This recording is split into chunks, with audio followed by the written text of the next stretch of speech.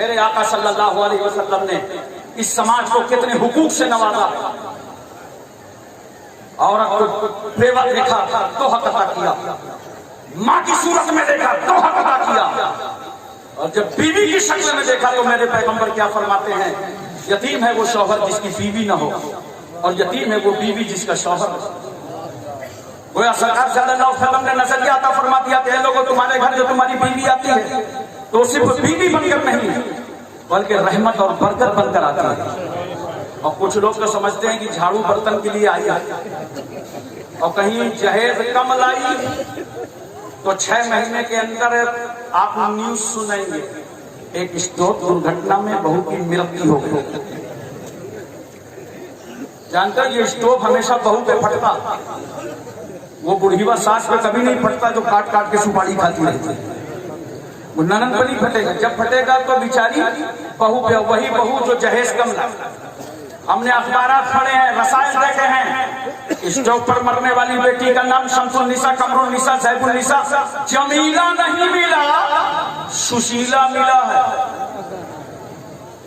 लेकिन अगर शाजो नादिर कोई स्टोव पे मर भी जाए तो शाजो कल माधुर, इसका कोई एतबार भी नहीं।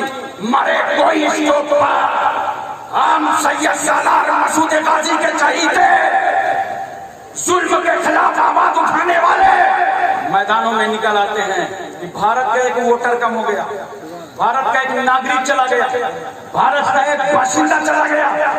इसलिए जहेज का मुतालबा करने वालों, बेटियों से लालच की बात करने वालों, अगर तुम्हें अपना समाज समझ में ना आ रहा हो तो बेटियों की जिंदगियों से खिलवाड़ मत करो।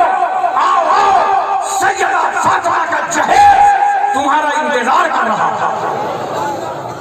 मेरे आका सल्लल्लाहु अलैहि वसल्लम ने अपनी बेटी खातून जन्नत सैयदा फातिमा का निकाह फरमाया, और निकाह फरमाने के बाद सरकार फरमाते हैं, बेटी जो मेरे खानदान का सबसे बेहतर शख्स था, मैंने उसके साथ तुम्हारा निकाह कर दिया। और पैगंबर ने एक मुख्तसर सा जहेज दे दिया, एक पान की चारपाई, एक चमड़े का गद्दा जिसमें रुई के बजाय खजूर के पत्ते भरे हुए थे, एक छागल, मशगीजा, 2 मिट्टी के घड़े, आटा पीसने की 2 चक्कियां। ये मुख्तसर सा जहेज मेरे पैगंबर ने अपनी सबसे चहीती लाडली बेटी को अता फरमाया। मेरा रसूल तो खुदा के खजानों का मालिक है, नबी अपनी बेटी को कुछ भी नहीं देते। मुस्तफा के पास तो बागे फेतक था, नबी अपनी लाडली को कुछ भी अता कर देते, मगर नहीं, ये मुख्तसर सा जहेज रसूल ने इसलिए दिया कि जब मैं नबी होकर अपनी बेटी खातून जन्नत को मुख्तसर जहेज दूंगा तो मेरी उम्मत की गरीब बेटियों की आंखों में आंसू न निकलेंगे।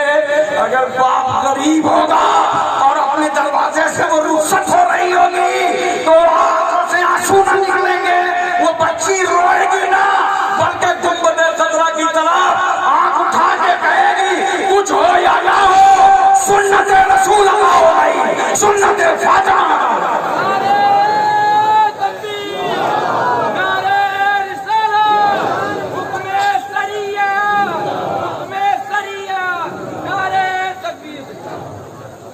आप जानते हैं बेटियों को इस्लाम ने कैसे बचाया है? जहां जिंदा जलने से बचाया, वहीं विरासत में हकदार बना दिया। बाप के तरका में बेटे का हक है तो बेटी का भी हक है। आज गाजी मियां के आस्थाने से मैसेज लेके जाओ, अब हम लोगों ने, हमारी कौम ने तरका देना बंद कर दिया। तौबा करो, अल्लाह रसूल के कानून के खिलाफ मत करो। अपनी अपनी बेटियों का हक अपनी जमीन जायदाद से दो। बाप तो मर के चला जाता है, तरका छोड़ के भाई सब कब्जा कर लेते हैं। बहनों का हक दो, वरना ये दुनिया में भी अजाब रहेगा और आखिरत में भी अजाब रहेगा। कुरान रहता है लिज़्ज़कर मिस्लु हज़्ज़िल उन्सयैन, 2 औरतों के बराबर एक मर्द का हक है। पूरा बाबे विरासत को मैं यहाँ नहीं समझा सकता, और जब आप कोई मसला लाएंगे तब देखा जाएगा कितने से बटेगा, कैसे तकसीम होगी। मैं तकरीब फहम के लिए एक मिसाल अर्ज कर दूं। जैसे बाप ने तरके में 3 बीघा जमीन छोड़ा और एक भाई है और एक बहन है। तो 2 बीघा भाई को मिलेगी और 1 बीघा बहन को। अब समझ में आ गया ना? बाकी ये हमारे उलमा समझाएंगे, आप जब पूरी असली हालत अपने घर की लिख के लाएंगे तब ये तकसीम करके बताएंगे। लेकिन मुझे एक बात बताना है। एक साहब मुझे कहने लगे कि इस्लाम ने तो औरत का हक मारा है। मैंने कहा वो भाई कैसे, वो कैसे? कहा देखिए ना, औरत को 1 हिस्सा है और मर्द को 2 हिस्सा, बराबर बराबर नहीं है। मैंने कहा भाई तेरे समझ में नहीं आएगा, हक नहीं मारा। बात इतनी है कि इस्लाम आफाकी निजाम है, इस्लाम कुदरती सिस्टम है, अल्लाह अपने बंदों का निजाम चला रहा है, कैसे तुम्हें जिंदगी गुजारना है, हक नहीं मारा। बल्कि नोट करो, एक औरत को, बेटी को हक बराबर दिया है, बस दरवाजा बदल दिया। बोलो। अच्छा एक बात बताओ, अगर भाई का और बहन का बराबर बराबर हक होता तो एक मर्तबा बारात जाती और जाने के बाद दुल्हन क्या कहती, रहना है तो यहीं रहो, इतना माल है। गए थे दुल्हन लेने, बुढ़ापे में बहू लेने, लड़का भी रह गया। बोलो सिस्टम चलता, समाज चलता, खानदान चलता, सोसाइटी चलती। इस्लाम ने कहा बेटी सुन, जब जब तू लिबास बदलेगी तब तब तुझे हक मिलता जाएगा। बाप के घर में पैदा हुई, चल बाप के माल में तेरा, शादी होगी शौहर के माल में तेरा, और जब तू मां बनेगी तो बेटे के माल में तेरा। मोहतरम सामीन किराम, इसलिए मैं अर्ज करना चाहता हूं और आपको बताना चाहता हूं, बहुत दिलो दिमाग में डालना चाहता हूं कि देखो जरा सा, बेटी ही तो है खातून जन्नत सैयदा फातिमा, अल्लाह अकबर कबीरा। पैगंबर तशरीफ फरमा थी, खातून जन्नत आ गई तो अल्लाह के रसूल सल्लल्लाहु अलैहि वसल्लम अपनी जगह से खड़े हो गए, फातिमा के हाथों का बोसा दिया और फरमाया बेटी फातिमा आओ, अब तुम उस जगह बैठ जाओ जहां पर अल्लाह का महबूब बैठा था। या रसूल अल्लाह, आपने अपनी बेटी को अपनी जगह बैठा दिया, बेटी समझकर, नूरे नजर समझकर, लगते जिगर समझकर, यहाँ हसनैन की माँ समझकर, खातून जन्नत समझकर। रसूल की रहमत ने कहा सुनो, जहाँ हमने खातून जन्नत समझा है वहीं अपनी बेटी समझकर अपनी जगह इसलिए बैठाया कि जब मैं नबी होकर अपनी बेटी का दर्जा बुलंद करूंगा तो मेरी उम्मत के अमीरों और गरीबों को अपनी अपनी बेटियों का हक मालूम हो जाएगा। दोस्तों ये है इस्लाम। बोलो, नींद तो नहीं आ रही आपको? तकलीफ खत्म? अरे बोलो ना, जोर से बोलो। अभी नहीं खत्म करना है? नहीं, सब लोग बोलो तो ठीक है भाई। चालू रहे, जरा हाथ उठा करके बताओ। माशाअल्लाह, बैठ। इसका मतलब ये नहीं है कि अगर आप कहते चालू रहे तो बस चालू रहेगी। कितनी देर तक तकलीफ सुनेंगे?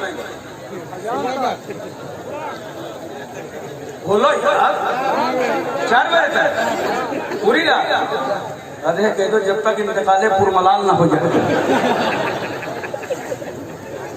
अरे भैया सुनो तो, लेकिन कम से कम अमल तो करो।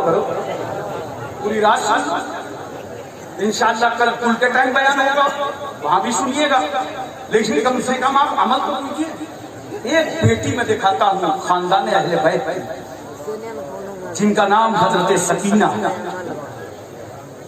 जब इमाम अली मकाम रज़ियल्लाहु ताला अन्हु की शहादत हो गई और आपका कटा हुआ सर नेज़े में बुलंद करके ये यजीदी चल पड़े, आगे सर पीछे लश्कर, आगे अफसर पीछे अस्कर, सरे हुसैन आगे होकर बता रहा था यजीदियों हम कल भी सरबलंद थे और आज भी सरबलंद नजर आ रहे हैं।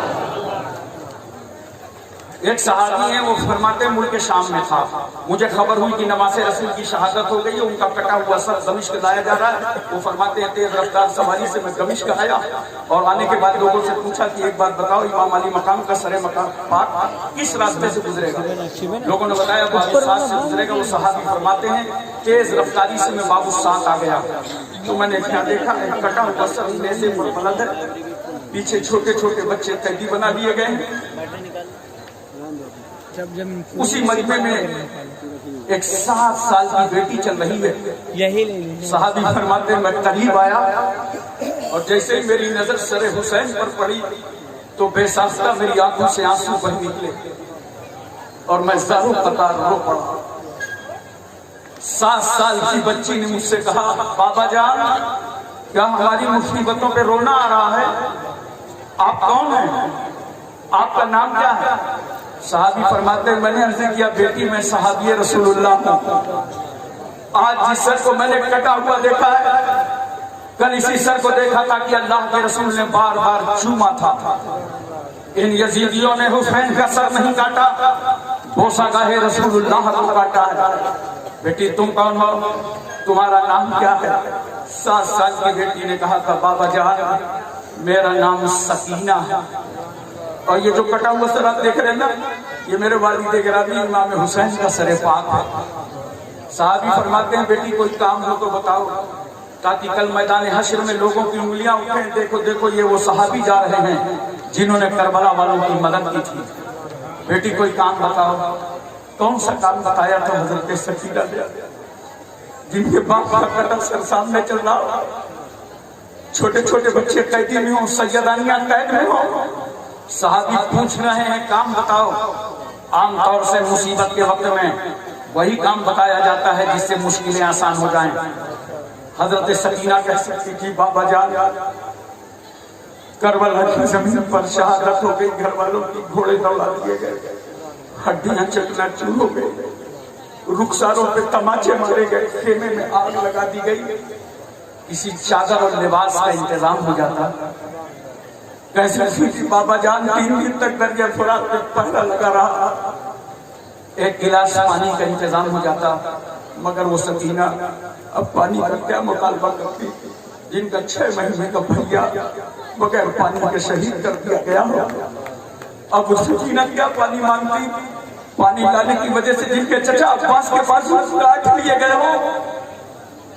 वो कह सकती थी सकीना कि बाबा जान जुल्म ढाने के बाद करबला से अब यजीद के पास ले जाया जा रहा है, खुदा जाने वहां कौन से मजालिम ढाए जाएंगे, हमको मदीना तैयबा वापस करा दीजिए। मगर अल्लाह अकबर सकीना की जुर्रतों को लाखों सलाम। न लिबास की बात करती हैं, न मदीने की वापसी की बात करती हैं। इम्तिहान से कदम पीछे नहीं हट रहे, सब्र का दामन हाथों से नहीं छूट रहा। कहा तो क्या कहा था? गौर फिरना मुसलमानों, ये उर्स गाजी से पैगाम अपने घरों में ले जाना।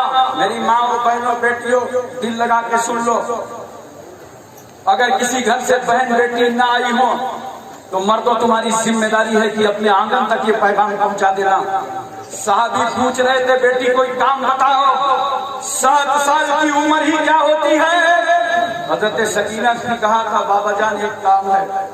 कहा वो काम कौन सा है? का काम ये है कि जब हमारे वालिद गिरामी का सरे मुबारक आबादियों से निकलता है, बस्तियों से चलता है, तो लोग तमाशाई बन करके दौड़ पड़ते हैं और सरे मुबारक के इतना करीब आ जाते हैं, इतना करीब आ जाते हैं कि हम सैयदानियों का पर्दा बाकी नहीं रहता।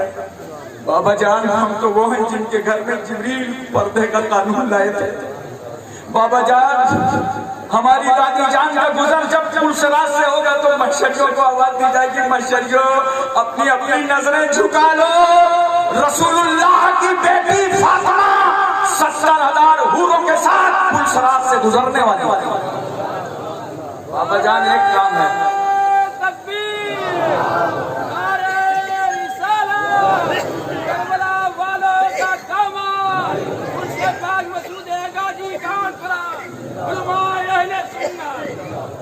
बाबा जान एक काम है, वालिद गिरामी के सरे मुबारक को थोड़ा सा आगे करा दो ताकि ये तमाशाई आगे बढ़ जाए तो सैयदानियों के पर्दे का एहतमाम बाकी है।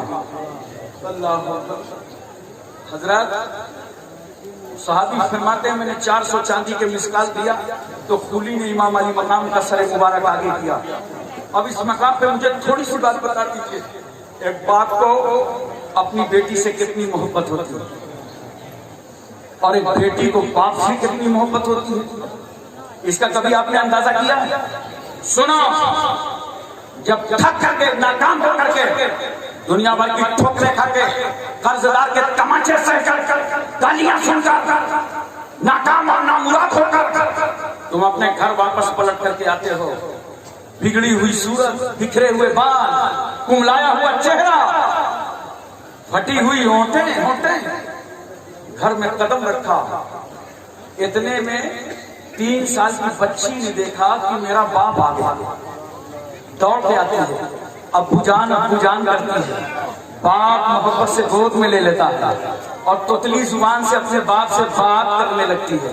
तो जानते हो बाप की गोद में बेटी क्या आई, ऐसा लगा कि पूरे शहर में कब्जा हो गया, उसकी थकावट खत्म हो गई, प्यार और मोहब्बत से खेलता रहा।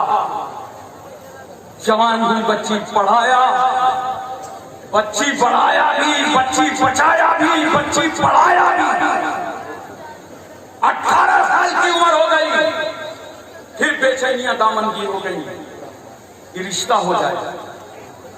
रिश्ता तय हो गया, शादी की बारात रख गई। अब एक बात बता दो मुझे, आप लोग बारात जाते हो कि नहीं शादी में? बोलो जरा, हूं हाँ बोलो, जाते हो ना? एक बारात में कितने आदमी होते हैं? जल्दी जल्दी बोलो। 100, 150, 200। आज गाजी मियां की उर्स से ये पैगाम लेके जाओ, बारातियों की तादाद घटा, दूसरे की बेटी के घर इतने भारी तादाद में मत जाया करो। अगर तुम्हें खाना खिलाने का शौक है तो अपने दरवाजे पे खिला दिया करो। रात में शादियां ना करो, खर्च ज्यादा होता। दिन में शादियां करो, शादियों को हल्का करो, बोझल ना करो, खर्च से बचाओ।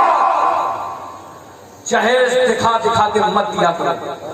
तुम्हें नहीं मालूम कि एक एक घर में एक एक दर्जन, आधा दर्जन जवान बेटियां बैठी हैं जहेज की वजह से, जिनका कोई रिश्ता नहीं हो रहा। लड़की के खर्च को, शादी के खर्च को घटा दो, समाज में जियो और जीने दो, रहो और रहने दो। अच्छा, बारात जाने वालों को आपने देखा होगा, बारात जाते हैं ना तो कहीं गुस्सा आए या ना आए, बारात में बहुत गुस्सा, बिल्कुल नाक में मुर्गी का जुकाम रहता है। वो नाश्ता नहीं मिला, वो पानी ठंडा था, वो इज्जत नहीं हुई। अरे वारे भाई, बड़ा इज्जतदार है, इज्जत घसीट के मांग रहा है, इज्जत नहीं। आया क्यों है इज्जत लेने के लिए? इज्जत तो यही थी कि लड़की की शादी में शरीक हुए तो लड़की पे बोझ ना बनते, कुछ पैसे निकाल के उस खर्च में देते और पैसे, ये व्यवहार नहीं है, इसको मेरी तरफ से शामिल कर लो, ये इज्जत का काम था। मनाते मनाते अगर खाना खा भी लिया ना तो खिलाल निकाला, 4 उधर, 14 उधर, 15 उधर। अब सालन में तो मजा ही नहीं आया। वही कह रहा, अब जाओ, ये गोंडा वाला बावर्ची था, बहराइच वाला था ही नहीं, और अच्छा सालन हो। वही कह रहा, पानी बिल्कुल गरम गरम था। क्या नाशुक्री हो रही है, क्या नाशुक्री हो रही है? बोलो, क्या तुम खुदा के शुक्रगुजार बंदे बनना चाहते हो? तो फिर अपने भाई की नाशुक्री मत किया करो, जो मिल जाए उसे खा लो, नाशुक्री मत करो। हजरात, तुम्हें मालूम है जिसके दरवाजे तुम खाना खाने आए हो, अगर उसके कपड़े देख लो तो सालन का धब्बा आगे भी है और पीछे भी है, टोपी टेढ़ी हो गई है, दाढ़ी का साइड बदल गया, दिन भर हजारों मेहमानों को खाना खिलाता रहा। और हम गारंटी से ये नहीं कह सकते कि अपनी इज्जत बचाने के लिए पैसे कहां से लाया, कहीं सूद में तो नहीं ले आया जिसका लेना और देना दोनों हराम था। अपने भाई को कर्जदार होने से बचाओ, समाज में एक इनकलाब लाओ, मुसलमानों एक तब्दीली लाओ। रुखसती का वक्त आता है तो जानते हो, दूल्हा अंदर बुलाया जाता है, आपके यहाँ भी बुलाया जाता है, उसको बोलते हैं गालिबा सलामी की रात। और दूल्हा मियाँ जब दरवाजे से अंदर दाखिल होते हैं तो अकेले नहीं होते, उनके साथ 6-7 गुंडे रहते हैं।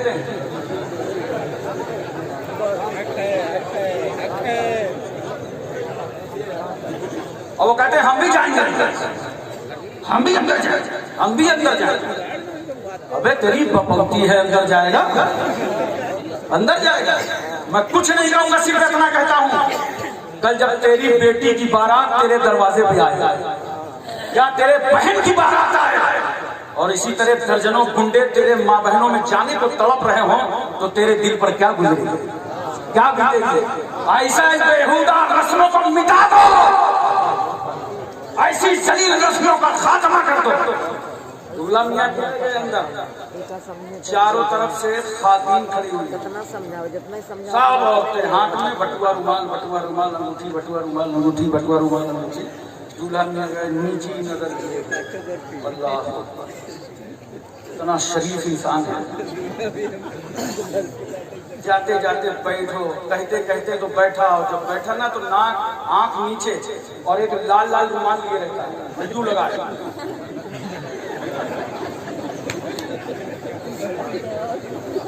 बिल्कुल जैनी स्टाइल। आज अपनी सांस से भी किसी को तकलीफ नहीं देगा।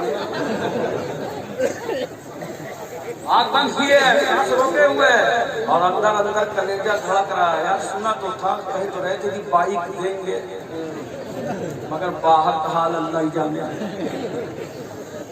अब अंगूठी पहनने लगे, ये औरतें आके अंगूठी पहने रही। और तो सुन लो, गैर महरम का हाथ पकड़ के जो अंगूठी पहनाती है ये नाजायज तो हराम है। अपने हाथ से दूल्हे को अंगूठी मत पहनाओ। अगर तुम्हारा व्यवहार पड़ा हुआ है तो सास के हाथ में अंगूठी दे दो, रुमाल दे दो, ये अपने दामाद को दे देना, व्यवहार अदा हो जाएगा। ये हाथ पकड़ पकड़ के, उंगलियां पकड़ पकड़ के अंगूठी पहनाने वाली औरतों, ये हराम काम है, गुनाह है। और दूल्हा मियां को देखो जब पहनना शुरू करें तो अल्लाह, एक एक उंगली में 4-4 अंगूठी, 5-5 अंगूठी, 25 अंगूठी पहने। अबे मैंने कहा दूल्हा है कि बाबा?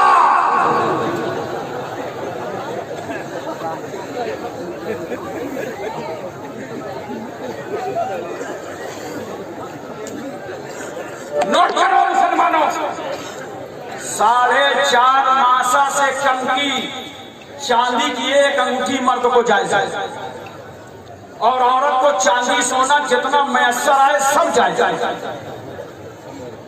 इतनी अंगूठी पहन डाला, मगर अभी इत्मीनान नहीं हो रहा। अभी अंदर अंदर सोच रहा है कि वो बुढ़ीवा सास कहाँ है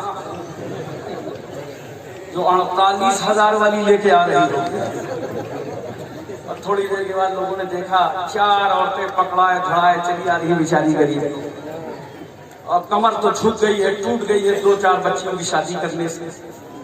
अब उसने जैसे ढक्कन खुला और थोड़ी सी चमक दिखाई पड़ी अंगूठी की, दिल गदगद हो गया।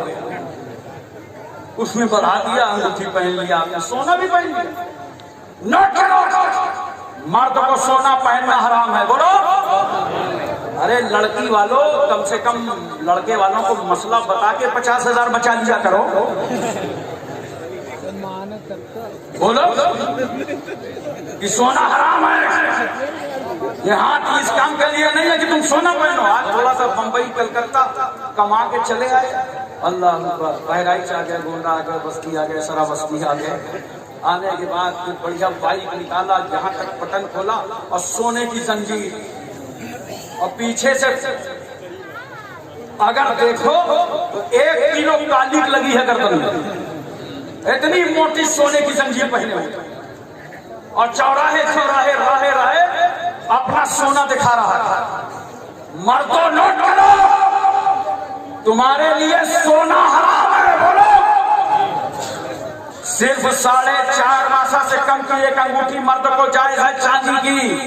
सोना चाहे अंगूठी हो, चाहे जंजीर हो, चाहे चैन हो, ये सब हराम है। अरे नादान, तेरी गर्दन इसलिए नहीं है कि तू शरीयत का मजाक उड़ाए और सोना और चांदी पहने। सुन, तेरा गला तो इसलिए है कि जब इस्लाम पर आँच आ रही हो तो तू गुलाम सैयद सालार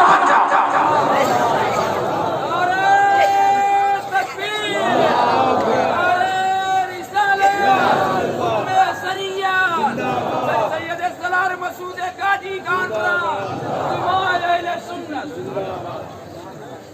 हजरात एक बात और बताइए, बोलिए पूरी तवज्जो है ना। बाप को बुलाया जाता है, रुखसती का टाइम हो गया, बेचारा अंदर दाखिल हुआ, दुल्हन तैयार है मगर बाप की बगैर इजाजत के कदम नहीं निकल रहा। खानदान के लोग बुला रहे हैं, भाई भी आ गया, बाप भी आ गया। आते ही बाप ने हिलते हुए हाथ, लरसते हाथ बेटी के सर पे रखा। मेरी नूरे नजर लखते की जा, खुदा हाफिज। बेटी ससुराल को अपना घर समझना और तेरी तालीम में, तरबियत में, परवरिश में इस गरीब और बूढ़े बाप को जो भी मैं सराया मैंने तेरे साथ किया, लेकिन तेरी तालीम और तरबियत में बेटी अगर कोई कमी रह गई हो तो इस घर से कदम निकाल कर बूढ़े बाप को माफ कर देना। बाप रो पड़ा, कलेजा फट गया, माँ सिसकियां लेने लगी, भाई दहाड़े मार मार के रोने लगे, बहनें बेकरार हो गई। अल्लाह अकबर। एक आंगन में इतने आंसू निकलते हैं, तब एक बेटी रुखसत होती है। गाँव जैस के लालचियों, गाँव जैस के मंगतों, गाँव जैस मांगने वाले फकीरों, जो लोग जहेज का मुतालबा करते हैं वो समाज के मंगते हैं, मंगते। ऐसे मंगतों के यहाँ तुम अपनी बेटियों का रिश्ता मत करो। अल्लाह तुम्हारा भी हाफिज और नासिर है और तुम्हारी बेटियों का भी हाफिज और नासिर है।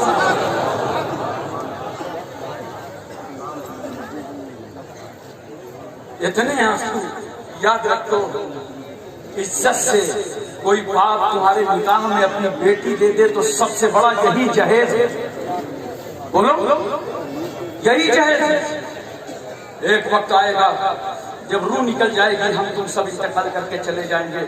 एक बाप का जनाजा जब उस आंगन में पड़ा होगा, समाज रोने लगेगा, बेटी को पता चलेगा मेरे बाप का इंतकाल हो गया, मेरा सरपंच चला गया दुनिया से।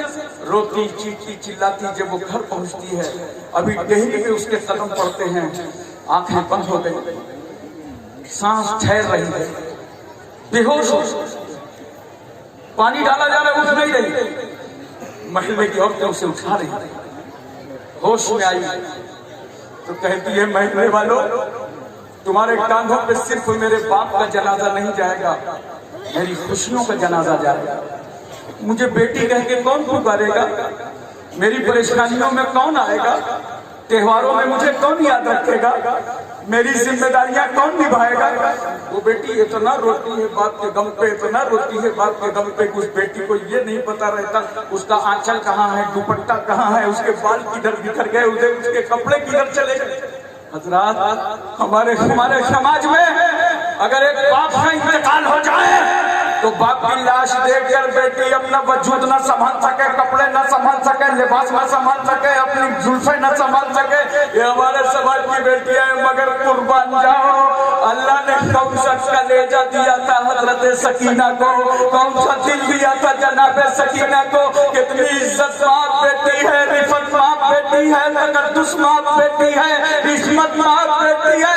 अल्लाह ने क्या सब्र दिया था 7 साल की बेटी सकीना को कि बाप का कटा सर सामने चल रहा था और सकीना का पर्दे पे अमल हो रहा था, कुरान पर अमल हो रहा था, हदीस पर अमल हो रहा था, शरीयत पर अमल हो रहा था।